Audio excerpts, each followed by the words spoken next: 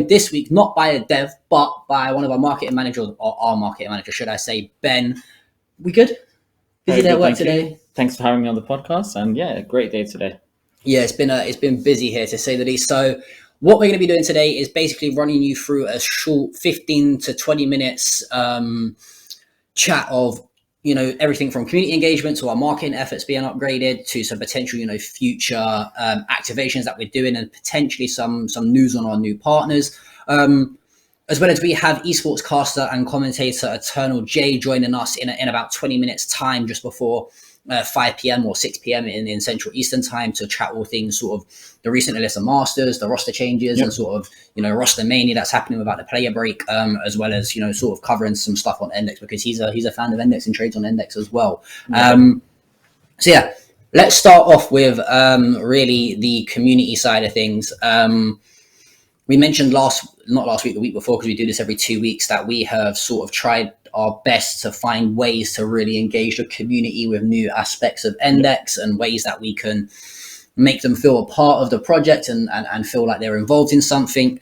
And one thing that we have done is obviously supercharge and boost our Discord server to allow us to host sort of new watch parties that we're going to be looking at the likes of IEM Cologne to run a really awesome watch party around that potentially. We're just trying to sort of work out the logistics of it as to who can run it, who's going to be around. Myself and Ben, obviously, we're going to be out in Cologne as well during the event, so we won't be able to run the actual watch party ourselves from there, but we've got an awesome new community team of 9 people now as well, which we're going to be doing like a welcome to the team announcement video / graphic going out hopefully over the next couple of weeks, so you guys can get an introduction to them, who are going to hopefully run some awesome community aspects on that front. Yeah, no, it's been super exciting. I joined ENDX in November, and it's been growing extremely well. Constantly working on kind of new marketing initiatives like JP mentioned, and we're getting to a really exciting time coming up to IEM Cologne in August. And yeah, we're looking forward to creating some really awesome content across as many channels as possible. As a team, we're always looking at different channels, different platforms that we should be investigating, understanding the social media landscape, as well as the traders on ENDX, because ultimately they are the ones who are using our product, and they are the ones that we are talking to on a regular basis. Yeah, and I think understanding our community of CSGO fans is something that we've really tried to hone in on. We've seen a lot of success with it on our TikTok, for example. For sure, yeah, definitely. We've sort of grown like over 1.3K, I think, in like a week and a half or 2 weeks on our TikTok. So we're definitely going to try and look to put out a lot more CSGO-based content into the community a lot more. And we mentioned a couple of weeks ago that we're looking to do the community 10-man nights, right? And now that we sort of bring on this new community team to help us out do that, you know, we're happy to say we are going to be running regular community 10-mans. We're not going to turn around and say we're going to run it weekly or daily, because, you know, we're a very small team. We have a lot of stuff to try and fit in the week. But I think we're looking at either this weekend or potentially next weekend for sure. In the lead into July, we are going to be hosting sort of weekly 10-mans, where we can make it a competition, maybe if enough teams sign up or people sign up. You'll be able to win stuff from $E for the winners to, you know, if we get other sponsors involved, maybe some sponsored products or skin giveaways or something along the lines of that. Maybe a unique trading badge on the platform for the MVP of the week or something like that. So there are all ways that we're looking at trying to push community engagement. Yeah, no, for sure. I think we're always looking at giving the fans and giving the traders what they want. I think just like any gamers out there, they always want to be able to win stuff. And if they can win some stuff whilst participating and playing their favorite game, then I think that's even more exciting for them. And very excited to kind of announce to you guys the initiatives we'll be doing over the next couple of weeks. Yeah, it's safe to say me and Ben probably won't sleep for about 4 weeks throughout July into August. We're excited to say and announce that we are going to be doing a huge push throughout the month of July and in the lead up to Cologne, and we're going to literally run it for, I think, the 28 to 30 days from, I think it's July 9th. Yeah, so we'll be running a trading tournament on the platform from the 10th of July, ending on the 6th of August, which will be the grand final. So the day of the grand final of IEM Cologne. So we are extremely excited to announce this, and there will be more news to follow over the next 2 weeks. Yeah, I'm excited for it. We have already confirmed 7 brand new team announcements throughout that time. And that's sort of ink on the paper, signed deals that are ready to go out. We could put them out now if you wanted to. But we're also looking to add probably another 10 to 15 teams sure. to that name as well, to that number, sorry, as well. A lot of the deals for the partnerships are basically done. It's just final checks waiting for the contracts to come back. So yeah, we're really looking to make a huge push. We're also going to be diving into the world of working with and partnering with influencers and experts as well throughout July. I think we've got again about a number of about 20 odd influencers or 15 odd influencers, I think, that are going to be official ENDX partners and official ENDX affiliates. Yep. These people range from smaller streamers right up to some decently sized big name streamers within CSGO. So we are now really making that big push into that CSGO content span that we've been wanting to do for a while. Yeah, no, I think that definitely kind of reiterating what you said there, I think that from what we've seen great success in over the last few weeks is creating that more general CSGO content.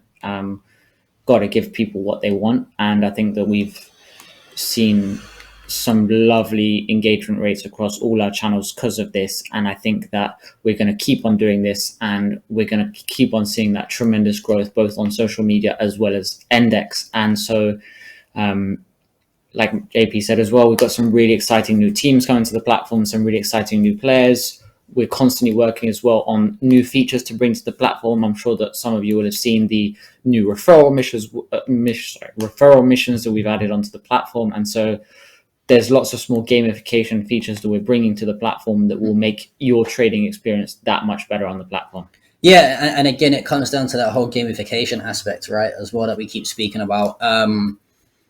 Me and Rambo, Mark, who joined me a couple of weeks ago, one of our devs, was speaking about how we can make this feel like an actual game, because it is a trading fantasy game at the end of the day. And hopefully over the next couple of weeks, we will be able to share some exciting news and exciting updates with the community as to how we're going to look to potentially build our elo system type of trading system that allows you to level up on ENDX. Working your way through the trade pit ranks and groups a little bit easier and a little bit more eye catchy and better looking. But that's sort of what we've got planned for the next coming 4 weeks, and it's exciting times. Like I said, I hope you guys enjoy it, because mine and Ben's sanity and sleep deprivation is probably going to be sandwiched in there somewhere. Yeah. And if anyone is out in IEM Cologne, don't hesitate to message us. I want to put a teaser out that if anyone saw at Blast, we had some limited edition stuff that we was giving out at Blast, which a lot of the fans were trying to buy off of us, but it wasn't for sale. You had to win it. If you're at Cologne, we have gone even crazier, I think, on the design this time around. I think it's pretty cool. We've got a limited edition IEM Cologne hoodie and t-shirt that we have made that you can only exclusively get if you are at IEM Cologne, or if you win one of the giveaways that we're going to be running throughout. I'm not going to say how many we're going to give away, but hopefully we can give away a few more than last time. So they're really, really cool. We saw a lot of success from that, right? Definitely. I think that we saw huge success in Paris, and we're definitely going to try and reproduce that in Cologne and create things that are even cooler, make it even more exciting for the fans. And we're very much looking forward to that, as well as all the cool announcements we're going to have, as well as all the daily prizes. So be sure to stay tuned on across our socials and get ready for an exciting time. Yeah, I think the last sort of tease we want to mention before we talk about marketing and as such, and we bring Jay in, is that I'm happy to say, and we can confirm, that ENDX is announcing its first team to unlock a new region that we haven't explored yet. We're not going to tell you the team that it's going to be, but there's only a couple regions that we've not got teams in, so I'm sure you guys can figure out the region. If anyone guesses the right region and team, we will give you guys like $10, because it's something like that. We'll do, we'll sort something out. But let us know, if you see us on social media or something, what sort of teams you think you think it could be. But we're excited to push into a new region. It's untapped with this kind of market, so we're super excited and super happy to bring it to ENDX. Is there anything in terms of community engagement that you want to announce, or do you want to move on to some of your marketing stuff from your side? I think we can definitely move on to the marketing side of things. I think, just like we said, stay tuned for exciting giveaways. I think that with IEM Cologne, I know that with IEM Cologne, we're going to try and make as big a bang as possible. So there's going to be lots of exciting content across our social channels. We're going to be doing a lot of cool giveaways with the teams on the platform, as well as the ones that haven't joined yet. So get ready and sign up if you're not already done. Yeah, 100%. We're only going to get bigger and better throughout the sort of next couple months as well. So yeah, let's move on to sort of covering sort of some stuff with marketing. Obviously, I know you handle that quite closely. I sort of work alongside you every now and then about how we can best advertise our marketing side of things. I think that it's no secret that one thing that we've quite clearly lacked is sort of putting our name as a presence to be associated with actual CSGO itself, and not just sort of like the whole trading aspect and the whole betting side of things as well. What we're doing from a marketing point of view to try and really build that gap between, the CSGO community and ENDX. Yeah, no, definitely, I agree there. So one thing that we've been trialing a lot over the last few weeks is creating that more general CSGO content, so that we can really associate ourselves more with Counter-Strike and the Counter-Strike community, be it content about the game, be it memes that are popular in the scene, associating ourselves with the players on the platform as well. I think it's super vital, and creating that content has helped us on socials tremendously. It's really helped boost our engagement rates. Obviously, we've also created channels in multiple languages, such as Portuguese, Turkish, Polish, etc. So we're seeing some great engagement across those, and yeah, we're just going to kind of keep that going, keep that momentum, and make sure that all leads up to IEM Cologne. Yeah, I think everything sort of really centers around this whole big activation that we're doing in IEM Cologne. From a marketing point of view, again, we're obviously looking at the likes of the influencer side of things. We obviously, this is something that we're going to talk with Jay, but I think one of the best pieces of marketing and partnership that we've done so far is obviously with the successful Alyssa Invitational Spring 2023, right? Yeah. We have a great relationship, with Alyssa, and they come to us and said, "Hey guys, there's a sponsorship spot opened up. We've been wanting to."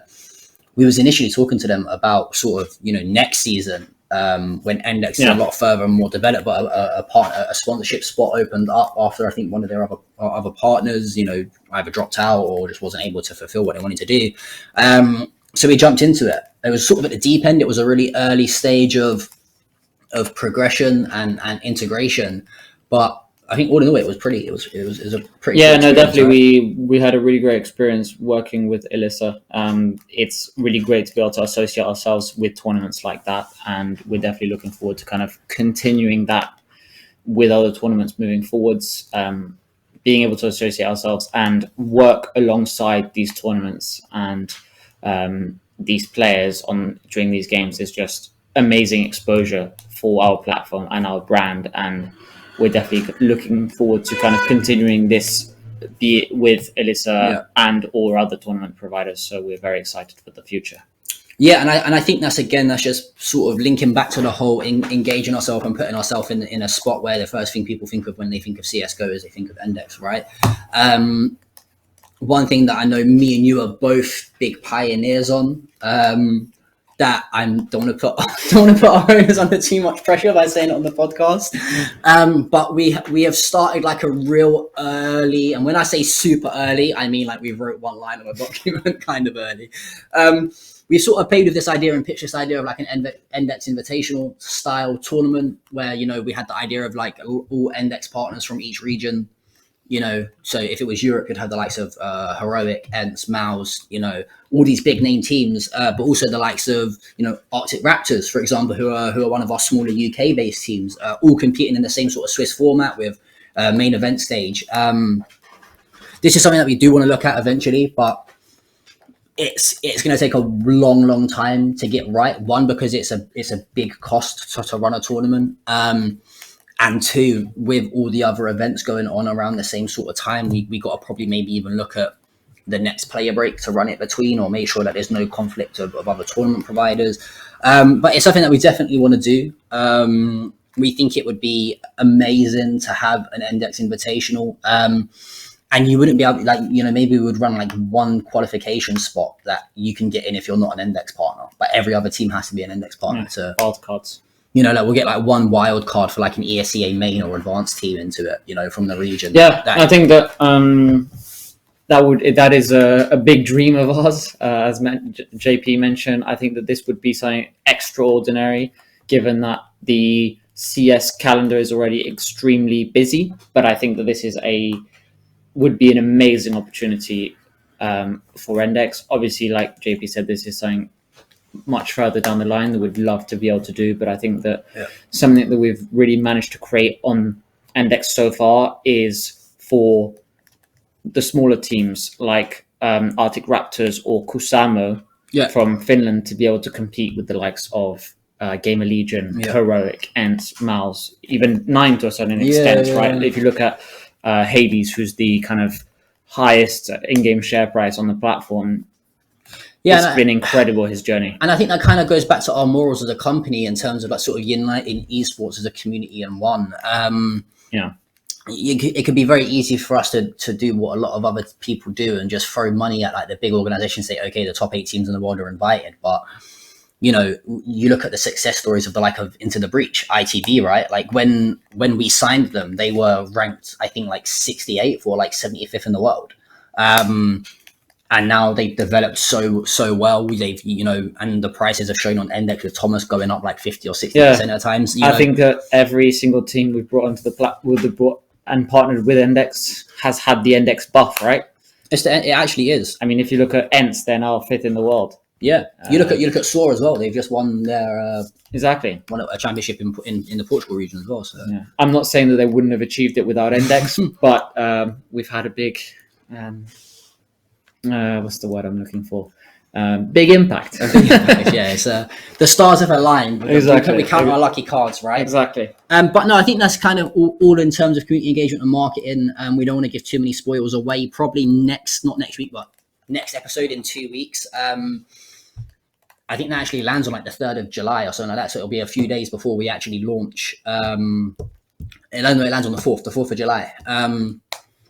So we can announce a lot of what's happening with the team announcements and the plans for that 28 days. Yeah, we've got a massive content plan that we are finalizing at the moment, and we are involving as many teams and as players as possible. So I'm sure there'll be plenty of content for you guys to enjoy.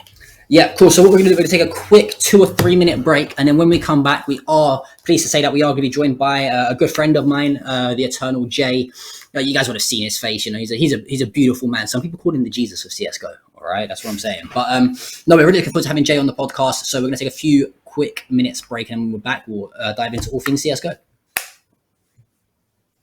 Awesome.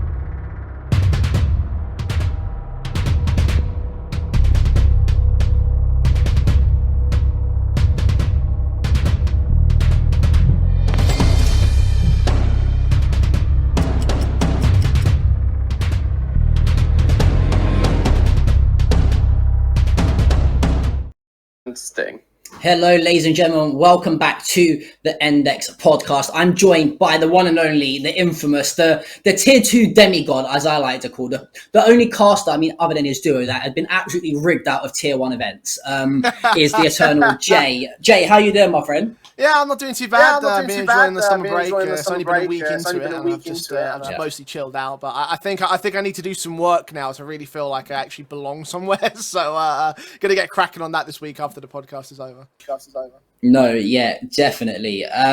Look, I don't want to keep too much of your time because I know you're a very, very busy man. So I appreciate you taking the time to talk to us. But I think the first thing we should probably speak about is the fact that not only are we bringing you on the podcast as a fan and as a expert of CSGO, you're sort of a fan and quote-unquote expert of ENDX as well, right? You've been trading and using ENDX for a little while. I'd stretch the term expert a bit, but I am a fan. I do enjoy trading on the platform. I've been a little bit inactive because excess cash has been a little bit difficult for me lately, but I have actually liquidated a few of my of my stocks recently, so I'm going to start reinvesting in. I'm looking at Cypher in particular, thinking that he's going to be an interesting sort of investment in the weeks to come. So just my little bit of trading advice for anyone that might want to jump onto that hype train. He's about to get powered up, so yeah, I'm looking forward to getting back in the market, getting a bit more active at the moment. My portfolios have grown a lot less than I'd like it to, but I'm going to try and fix that soon. So.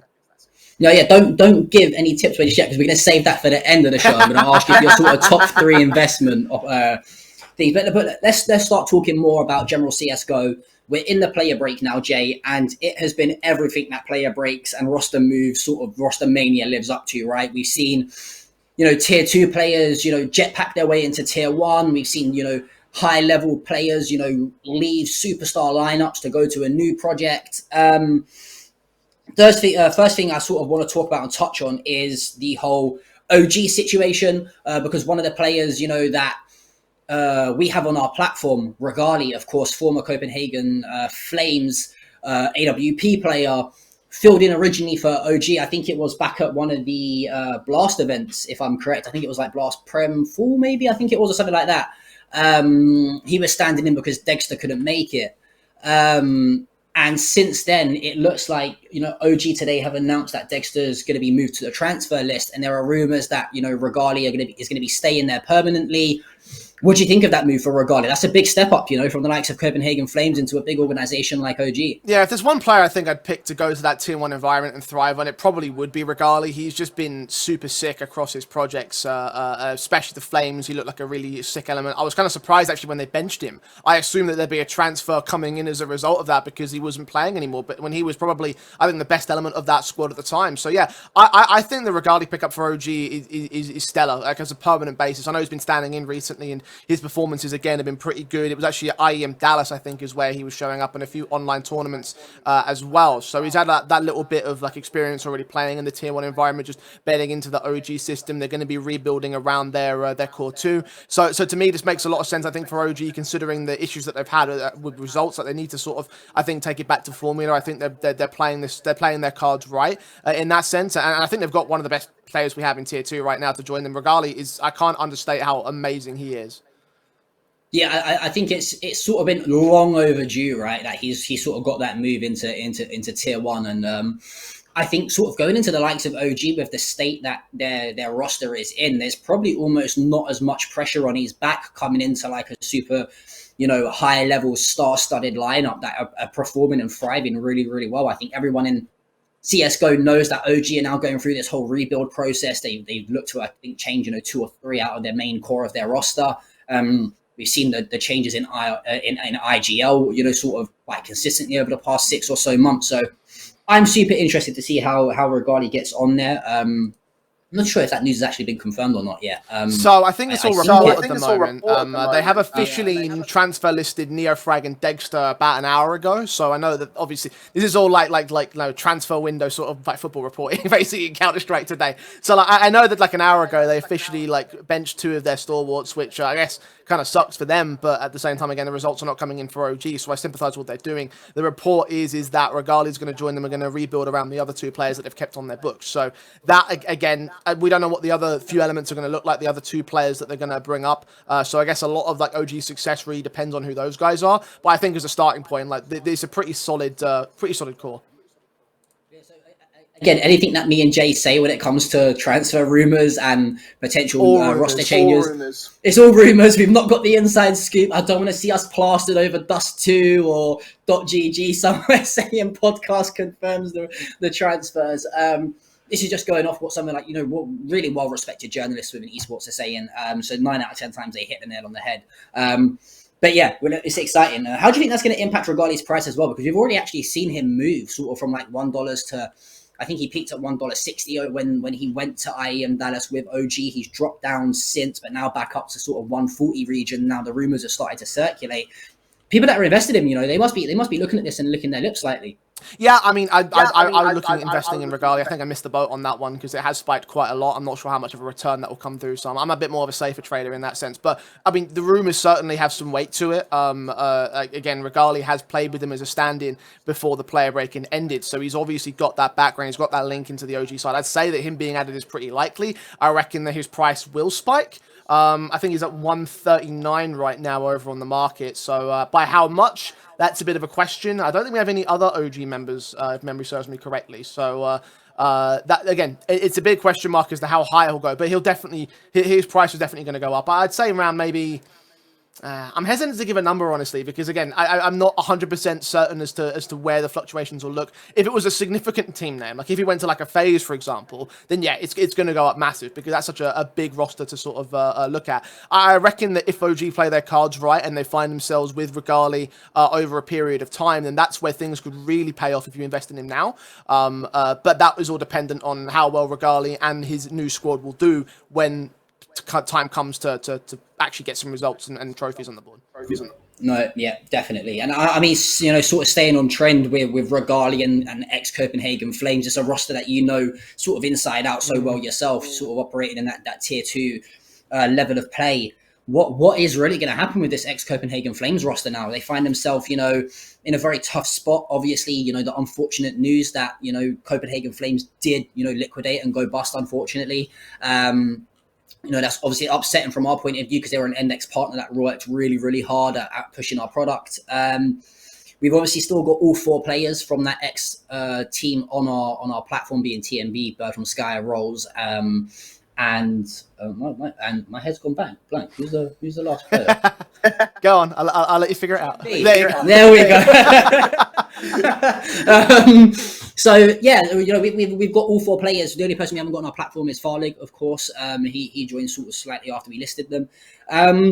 What is going to happen with this ex-Copenhagen Flames roster? I think they're wanting to stick together as a core 4 or a core 5. It's a real tough spot that they find themselves now in this player break. So they were going to stick together. They were finishing out actually Elisa Invitational was their last event that they played on, and they were hoping. I think the plan was that they were going to win that event, get the spot at Elisa Masters, and then carry on towards the end of the year with that spot in mind, sort of trying to look for a new home with that roster. But because they lost out to Apex, I believe it was announced last week, I didn't see a news post about it, that they're actually going to go their separate ways. So the team itself no longer exists. Those guys are going to become free agents.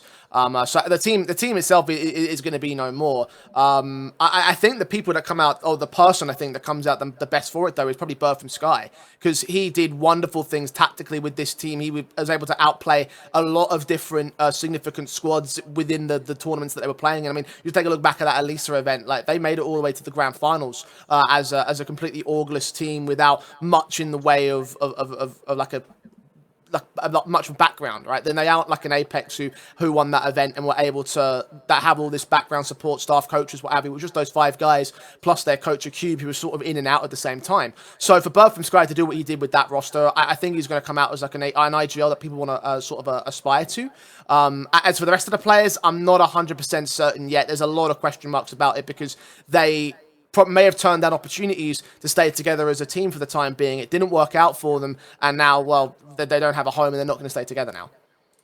Yeah, and I think sort of, ironically, usually it's sometimes the other way around when it comes to tier 2. I think the tier 2 scene is kind of really thriving from these tier 1 organizations and respected organizations, really mixing up the feather slightly within their rosters. We're going to see a lot of tier 2 players making the jump, like we said earlier on. We're going to see probably quote unquote tier 1 level players who might having to drop down and play into the tier 2 circuit because they've not been performing very, very well. sort of speaking of making that jump, one player in particular that I think has found himself in a delightful spot, both in terms of playing with a real star-studded lineup, and playing with some respected players under a decently big name now within CS:GO is Boros, of course, the former Monty man. It was announced today that Monty had confirmed the transfer of Boros from Monty to Team Falcons. He joins two other ENDX players that we've got on our platform, NBK and Bodhi, who have both played at a very, very decent level. What do you make of that new Team Falcons lineup now after announcing their 3 new players? I know one player that you're going to be excited to see is the former Endpoint boy, transitioning his way from UKCS over. Another big success story out of the UKCS scene lately. This Team Falcons lineup, they've sort of gone about the role of saying we've got 2 really, really big experienced players in NBK and Bodhi, and then we've got these 3 players that are sort of really taking that jump into that next level of play. Is it going to be a success for them? Are you excited to see Boris's new adventure and get that jump? I think the roster move is certainly one of improvement, mostly because to me it feels like right now the best way to go about as a tier 2 team, especially like a Falcons, is to have your established veterans guys like NBK and Body being the experienced hands that guides the young players through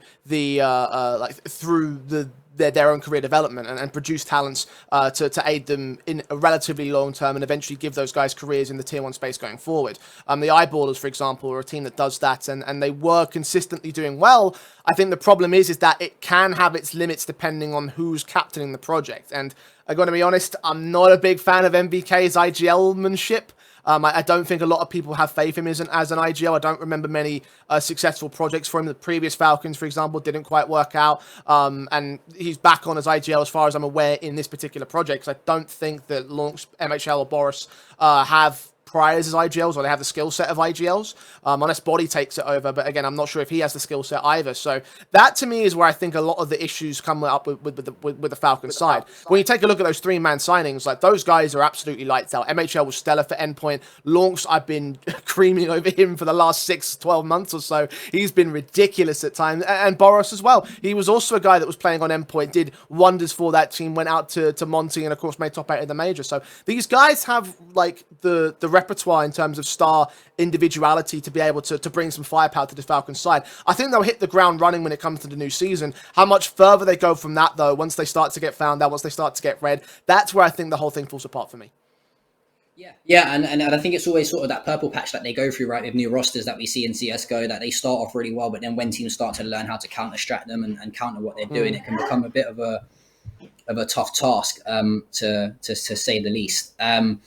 One team I think you have to mention is Gamer Legion, right? We're talking about teams that performed extremely well at the major. You mentioned Monty getting top 8, Gamer Legion, going all the way, falling at the last hurdle against Vitality. A big talking point is I'm right. Is he going to stick around? Or is there going to be a potential move on the cards? Because let's be honest, he's been phenomenal as of late. In terms of the way he's played, he looks really comfortable whatever level he plays at. He seems to be, going head to head with some of the best players in the game and holding his own very, very well. A lot of speculation about whether or not Gamer Legion will be able to hold on to him. Likewise, if I'm correct, is it? I want to say, was there rumors that Kios might be on the move as well, or am I imagining that? I know that there are rumors that Shue might be out the door. Shue, that's it, not Kios. Shue, yeah, Shue. He might be going to Mouse if I'm correct, right? There was talks of that. So Shue, I think is the one that has the most repute, or like has the most report about it. I haven't heard much about Imma. I might be mistaken because I've only been keeping up with it as much as I can. So maybe there might have been something in the last half an hour that I missed out on. So don't blame me if something comes out later. I know that Shue certainly had some discussions about him returning to the Mouse side to be an IGL for them, which is kind of funny because he was passed over for the Mouse Academy NXT roster in favor of Dexter coming in as the IGL. So Shue had to go to Gamer Legion, prove himself, and now he might be on the way back, which is kind of like the wrestling heel turn all of a sudden to sort of just put like a bit of a proverb on there. Yeah, I think Sure is the one that has the most weight behind it in terms of a move because it has been reported on. For Imma, I reckon that there's going to be some buys in for him. I think the concern, however, is that I don't know who's actually in for him at the moment. Depending on who they are, because I know that there are some teams that tried to get guys like Mezzi, for example, in the past, and Cloud9 had to pay a pretty penny for Game of Legion's buyout positions. And again, I don't know these details, but if they're going to stick with that whole strategy of trying to sell for a high amount, then I'm not sure how many people could really afford Imma at the moment, because he really is a stellar element. He is a star player through and through, one of the best at the major. I think we can't doubt that, especially during that the champion stage rather. And I think he proved himself quite a lot where he will be a hot prospect. Again, it's a case of how the negotiations will go on the business end rather than him being a player capable, because he's definitely a player capable. It's more behind the scenes stuff, I think, as to whether he'll make a move. Yeah, and it's actually great that you touched on Cloud9 there, because that's going to bring me on to the next point. Talk to me, Jay. The mess that is Cloud9 CSGO at the moment. Look, they're one of our partner teams, so we're always going to back our partners no matter what, 100%. But from a CSGO fan point of view and a commentator's point of view like you, it has just not gone to plan for Cloud9 in the CS fronts, to say the least. There are now talks of potentially Buster and Hobbit, I think, being on the way out. I think I saw some rumors about that earlier on. When you've got a player like Shiro, right, who's undeniably one of the most talented AWP players in the world of CSGO, he's always inside the top 3, top 5 for a reason. I think there comes a point where you have to look at the roster and say, okay, how can we build around this star player, and how can we put him into the positions to win us maps, sort of like we've seen in the past, of the rosters like Na'Vi or like Astralis have done with their star AWP players, whether it be, Simple or Device or whoever it might be, right? How do Cloud9 now go about this sort of rebuild stage that looks like it could be looming, with a few players potentially exiting and them obviously hopefully keeping hold of Shiro? So there were some rumors, and I don't know if they have any base in reality, because it would require quite a lot of business talk with the entities that I don't think want to really work with each other. But there was something that Maniac, I think, tweeted about, or it was either him or Pim. I'm trying to find where the tweet was. But basically, the premise was Shiro, Axile, Hobbit, Electronic, Perfecto. I don't think that is going to be as viable, because again, it requires some business things to happen that I honestly don't think will happen. If they do, then okay, yeah, fair enough. It would kind of suck to see like the things sort of like some of those stalwarts of Cloud9 sort of make their moves about, especially because I came up back when they were Gambit still, and they were even that Gambit youngsters back during the online era. So we're talking about a team that have made great strides in the last 3 years, come up in their own right, and it's cemented a legacy within that online environment that's given them a tier 1 career that lasts even to this day. But slowly but surely that roster's getting picked apart, slowly but surely elements are being removed and replaced, mostly because you're right, Cloud9 have not been able to deliver in the way that they hoped to. They've only been able to, ironically actually so far this year, win online tournaments, which kind of proves a lot of the doubters right, because the conversation is that they are onliners. A couple of cracks here and there at things like Dallas from last year try to prove us wrong, but this year hasn't been all as fantastic as I think Cloud9 would have liked it to be, in spite of the second place at ESL Pro League, and in spite of nearly getting the Grand Slam, or well, I'd say nearly, but like coming second place officially with their 1 win and 1 spoil. So that whole thing to me sort of looks like it makes a lot of sense. I'm just not certain whether or not the current rumor mill is true about where they go. And you're right, it is a mess, because no one knows what's going on in that part of the world. There's a lot of like speculation and a lot of things that I think people will say just to get attention above all else. So I don't know what to make of Cloud9 right now. I think we sort of like sit back and sort of see where the chips fall. In terms of like playing fantasy and who you'd cut, like you're right about Shiro sort of being the guy that you build around. Like he's got to be the centerpiece, I think, of Cloud9 going forward. So, and I mean, I think, there's always the meme that NACS, KEKW or LOL, right? I mean, at the moment, I don't think anyone, but Cloud9, not Cloud9, sorry, but NACSGO can really take shots at anyone, because Europe on terms of CSGO has been the dominant factor as of late.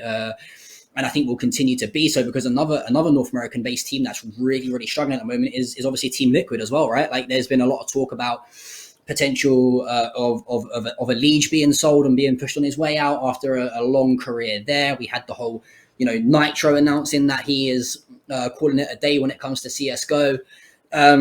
Talks of Patsy and Rainwalker potentially coming in to join the squad of Team Liquid. Is that a move that you think you would favour? Is it time that we get some fresh faces on Cloud9? Because look, there is some ridiculous talent. I think sort of they find themselves in a similar spot that Cloud9 do, right? With their star-studded AWPer of OC. I think OC is a fantastic player, that he has a lot of potential, that when he's given that freedom, he can really shine on a squad. But I think Team Liquid, it just seems like they get to that final hurdle, but they just can't seem to sort of summit the mountain, Yeah, so I know that the rumor, or well, rather the confirmed position is that Yakindar is going to stay on the Liquid side. That much we know for a certainty. Patsy in place of a Liege, I'm not sure that's going to work, if I'm being honest here. Spirit have not been in the best of positions this year. They haven't really played a lot this year, which is always a big red flag. It's like whenever you have a team that doesn't play in a lot of tournaments, you don't have a lot of a great pool of results to sort of like look at and say, oh, hey, this is going to be positive for them as a whole. The best you can do is look at the stats. Even the stats don't really ring true for someone like Patsy being a decent player. But you take a look at their results from this year, and it's just like, you've got like a nearly last place exit in in EPL. You didn't make it to any of the IEMs minus Katowice. The major, obviously, the RMR was where they fell in that whole cycle. So just for Spirit as a whole this year, it's not been all encouraging. So for Liquids and bringing in a player like Patsy, I'm not certain it's going to work.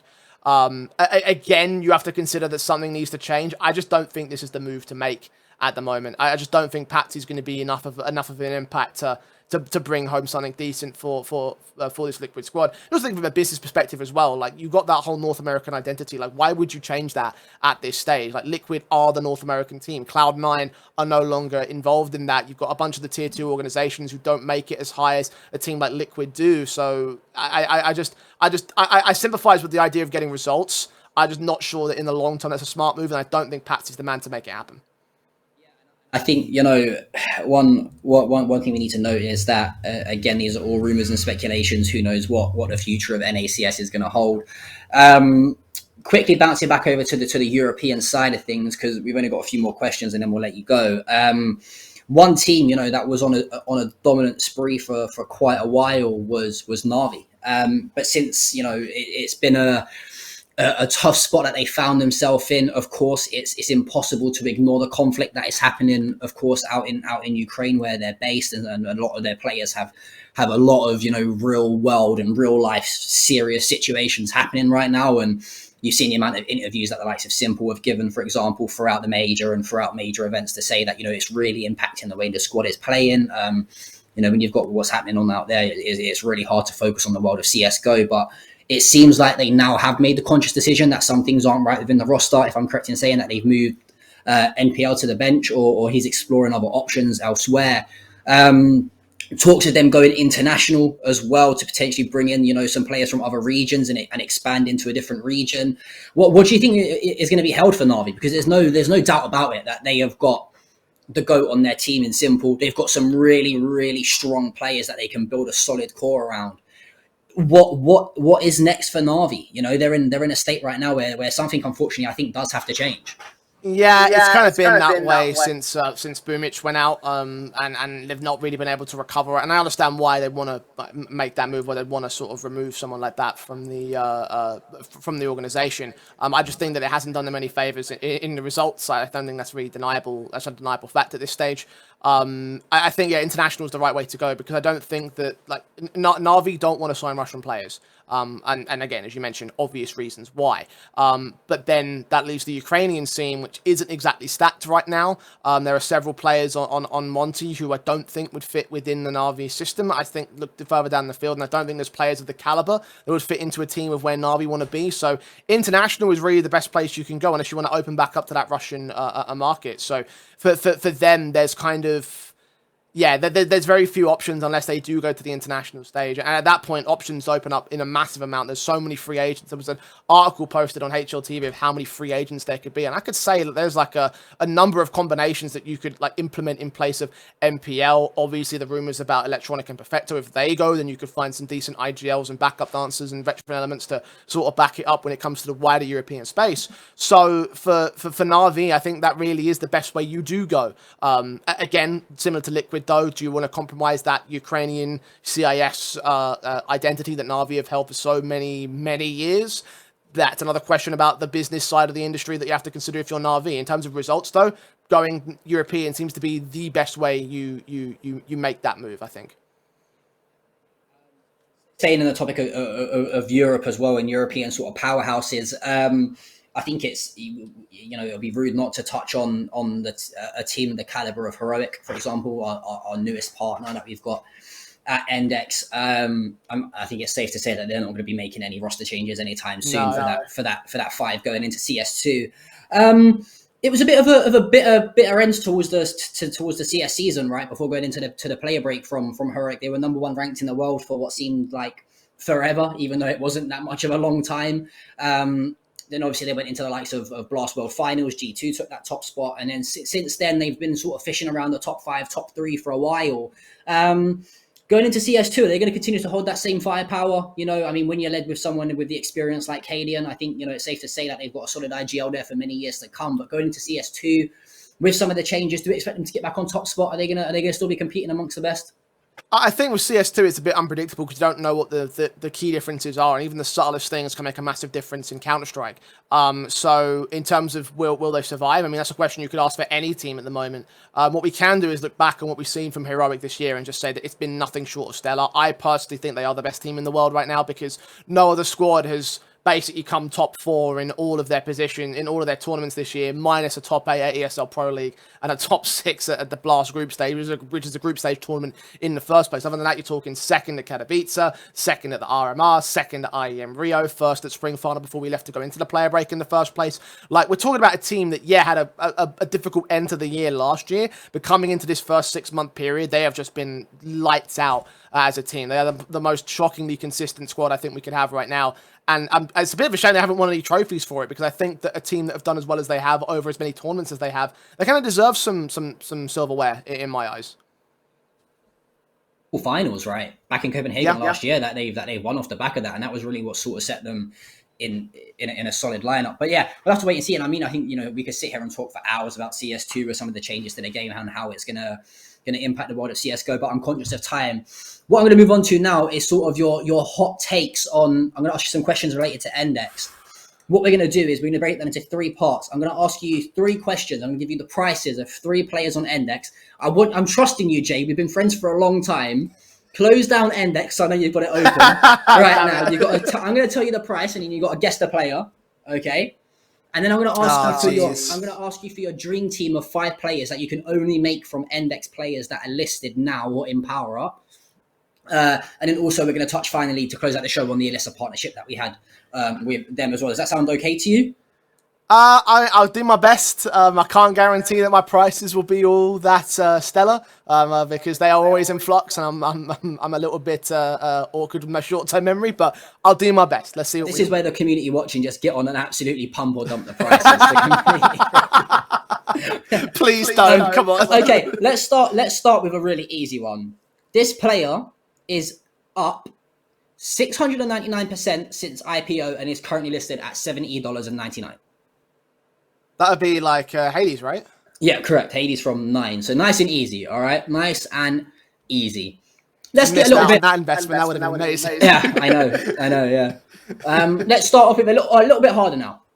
This player is up 85% since IPOing and is currently at $1.85. Oh Jesus.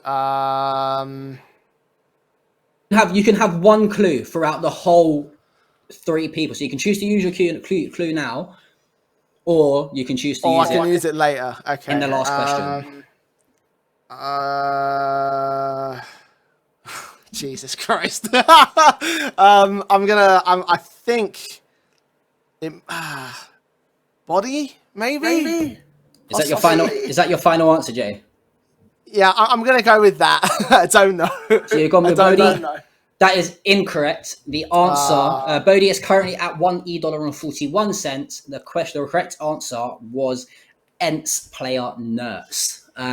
Is currently up not a bad investment. I mean, that's a decent percentage increase, right? They've just got placed inside the top 5 in the world on HLTV as well. So strong moves for ENTs. Okay, let's. Oh, okay, this is a stinky one. All right, this is a bit of a stinky one. This player is currently down 36% since IPO, and is at $0, but at 64 cents on ENDX. See, I thought for a second you were gonna say something like it was down down 79%. Like when you said like it's gonna be a stinker, because I already know who that would be. That'd be Burr from Sky, because he's the guy in my portfolio that's doing the worst. Oh, geez, that's gonna be a tough one. Give me a clue on this one. Give me a clue. I'll give you a clue. Okay, I can't give you that quick clue because this player used to play for Team Liquid at one point in his career. I'll give you another clue. He's an AWPer. Are there any North Americans on the platform? I don't think. Do we have any North Americans? I don't think we do. I never said he was North American. I just said he played for. Oh, it'll be Cold Zero then, because he's exactly right. Yeah. Cold Zero. Awesome. I was like, Jay, come on, man. You're scratching the surface a little bit here. I honestly forgot. I always think just white and red stripes and shit. So. Do you want I can give you one more. Let's give you one more player price. Okay. Instead, this player is currently up 165% and is at $2.65. 165%. That'd be Thomas, wouldn't it? Yes, that is Thomas. Yes, correct. yes. Recently went up today. Obviously, I think it's safe to say that all the ITB players' movements in the market will be moving up quite well. But yeah, coming off, I'll give you 3 out of 4 there, Jay. Not bad. I think the Nerts one was difficult. It could have been a list of about 5 or 6 different players, sort of from Ents Game Elite. I was fully expecting to get 1 out of 4 because you gave me the Hades one. I thought that's the only obvious one I'm going to get. So yeah, I'm happy with that. Bonus question. Okay. All right, when it comes to players, Hades is the all-time leading price holder at ENDX. What was the price that he peaked at the highest? Oh, I should know this. Because I remember messaging you saying, dude, I can't believe we missed that vote on this rise. He peaked at this price for about 4 minutes. And whoever sold their shares at this price was loving life. It was like, I should know this. I'm going to say somewhere in the region of about like $9 to $10. 9 to 10? If I remember correctly. You're way low. So there was actually a which 2 of our super users were having somewhat of a trade-off with each other on Hades shares, and his highest price peaked at $60 for about 5 minutes on the platform. I didn't know that part. Oh my god. Down and held his value at about $18 for a week or 2, and now he's back down to 8. So that was a few months ago. That was at the height of them, I think, when they qualified for Rio. Right. It was pretty crazy. But yeah, look, let's move on to your ENDX Dream Team. 5 players from ENDX. You can only use players that are in power up and listed. So you can't use Cadian, for example, as your IGL or your AWP player from Heroic, because he's not on the platform yet. Give me your 5 players. I want an IGL, an AWPer, and then your riflers. So IGL, I'm immediately going to go to Bird from Sky. I know he's the lowest player on the platform, but honestly, like if given the right environment, he will do things that are beyond anything else. Yeah, so that's my immediate choice for IGL. I think he's underrated in terms of investment as well. Like I think right now you buy low, he should go higher. eventually. So that's my take on that. Hades, obviously, because he's right now one of the best players we have on the platform. The AWP in his hands is absolutely ridiculous. Nine have done great things with him. In terms of riflers, I would take...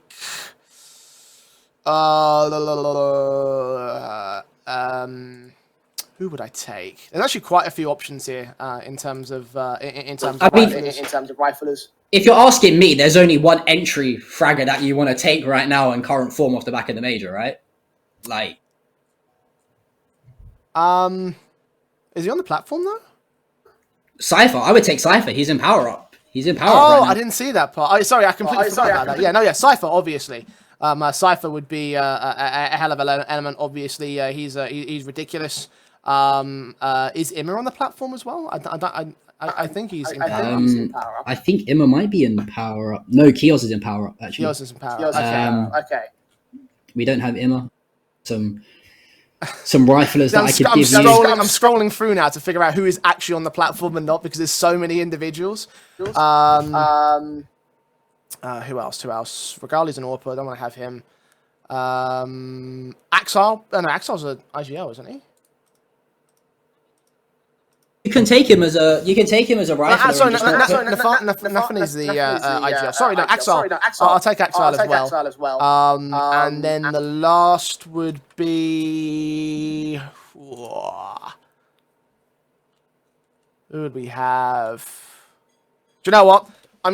Thomas might be an IGL, but I think he's better as a star player. And I reckon that adding him as the 5th final rifler, the support rifler, that's my guy. That's my dream 5.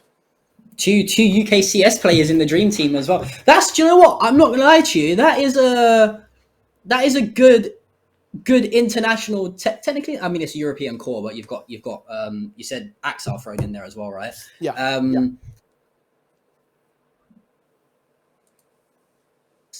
Mixed with the young gunning of the likes of Cypher, for as well as example. I mean, you've sort of got 3 players in there that have the ability to IGL.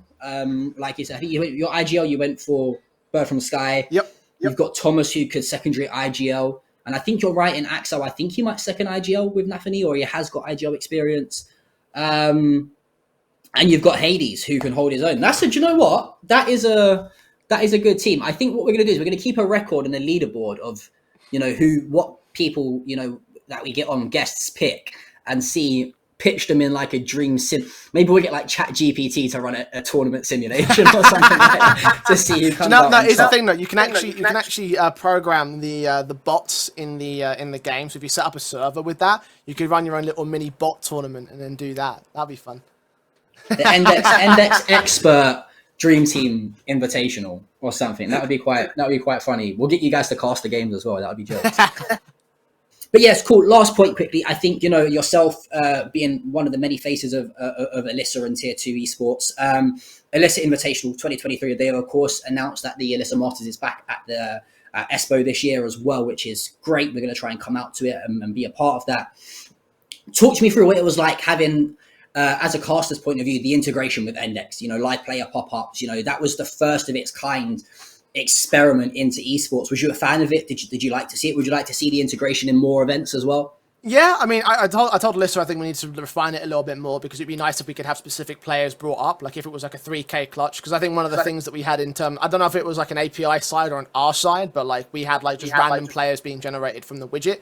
So I told them, I was like, if you can get it so we can control which player comes up, then that would just be stellar. But for a first try, it was absolutely brilliant. It was great as well, just in the middle of like a pause to mention, oh hey, that guy's that guy is doing really well in the server, and he's also doing well on ENDX. So I was a big fan of that. I thought that was a cool activation. I thought it was also a lot of interest as well. Because the last thing I want as a caster is to be given basically like you have to say these points about these things, and you have to make sure you say this, this, and this.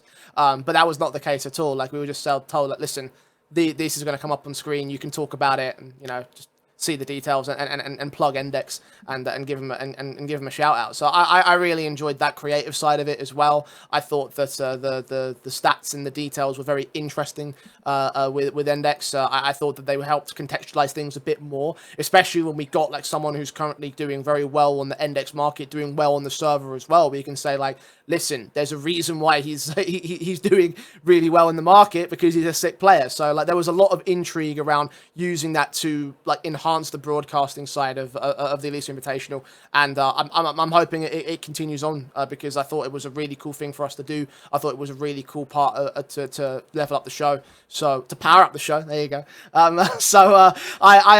loved it. I thought it was cool. Yeah, well, we're hopefully working with them again in the future. It's just a matter of sort of formalizing logistics and the legal side of things to make sure that, you know, it's doable. But no, we will let you go. One last question, and I'm putting you on the spot here.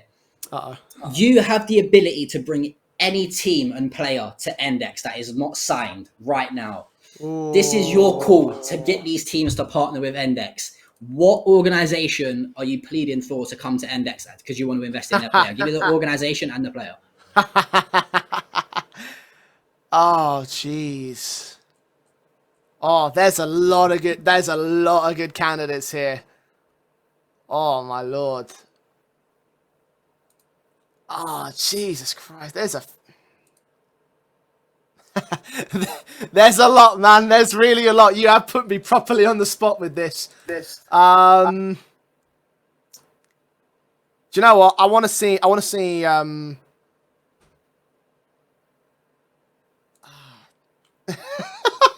there's so many. Liquid aren't with you, are they? No, Liquid aren't with us. No. Okay, well, there you go. I think Liquid is the best team right now to look for to join ENDX. I want to see Liquid on the platform. There you go. No worries. Thank you. Apologies for putting you on the spot so much. We couldn't let you know everything that was happening on the show now, could we? But no, Jay, thank you so much for joining us, man. It's been a blast. No doubt I will see you at the infamous, well, it's not going to be IEM Kettering this time. It's going to be IEM Wolverhampton, maybe. I actually won't be there. I had a holiday booked in for Tenerife on the weekend after the original date, so I won't be able to make it there this time. Just turn up on the beach at Tenerife instead. Awesome. But no, thank you so much. Is there anything you want to say to the ENDX community quickly before you go? Or just keep training, keep having fun, and follow me on Twitter at the EternalJay. There you go. I had to get the cheeky plug in there. He's well drilled, guys. He's well drilled. But guys, thank you so much for watching the official ENDX podcast, episode 2. You can catch this re-uploaded on our YouTube and across our TikToks and other social medias. Again, go check out Jay. He's an awesome guy.